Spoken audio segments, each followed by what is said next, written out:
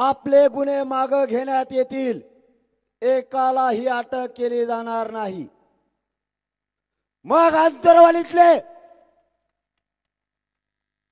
कार्यकर्त्यांना तुम्ही का अटक केलं? मुख्यमंत्र्यांनी आणि गृहमंत्र्यांनी काय डाव रचलाय? तुम्ही आम्हाला खेटू नका, खोटं बोलून आमच्याशी गद्दारी करू नका। तुम्ही जाहीरपणाने सांगितलं होतं गुन्हे मागे घेतले जातील आणि कोणालाही अटक केला जाणार नाही। तुम्ही आमच्या लोकांना अटक का केलं? एमसीआर झालेला असताना पीसीआर का दिला? 2 दिवसात आंतरवालीचे गुन्हे आणि 1 महिन्यात महाराष्ट्रातले गुन्हे। महाराष्ट्रात असेल ना माझं गाव, मग बोलतोय ना मी।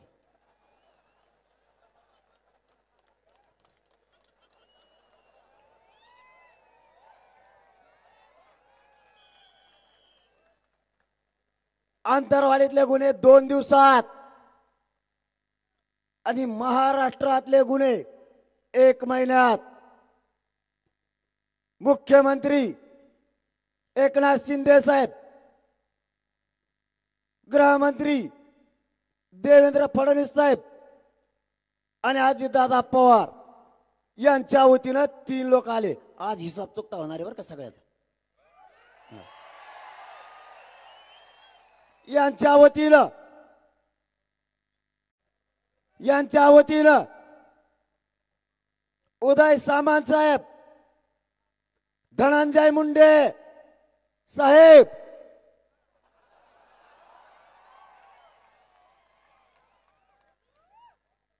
संदीपान घुमरे साहेब,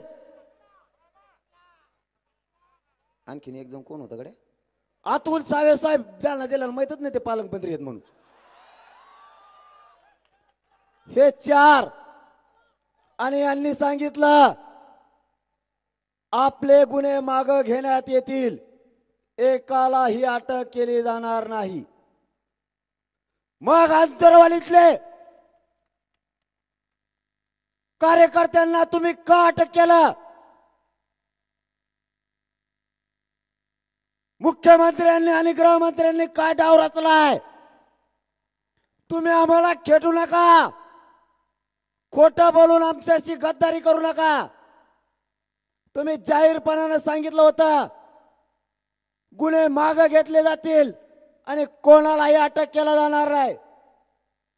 तुम्ही आमच्या लोकांना अटक का केलं? एमसीआर झालेला असताना पीसीआर का दिला? त्याचं एकट्याचं ऐकून तो हिंगोलीला म्हणला एमसीआर दिलाय म्हणून सरकारने पीसीआर घेतला का? तुम्ही आमच्याशी दगाफटका करू नका। पहिल्या एसपीनं आणि स्थानिक पोलिसांना आमच्यावरती प्राणघातक हल्ला घडवून आणला, आम्ही ते विसरलेलो नाही। तुम्ही पुन्हा डाव रचू नका। पहिल्या एसपींची तुम्ही बक्षिसी म्हणून त्याला बढती दिली, आता आमचे लोक अटक करून यांना बढती द्यायची की काय?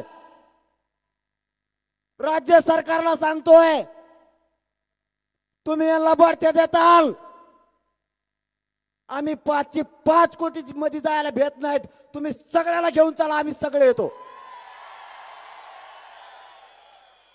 आम्हाला सगळ्याला जेलला टाका,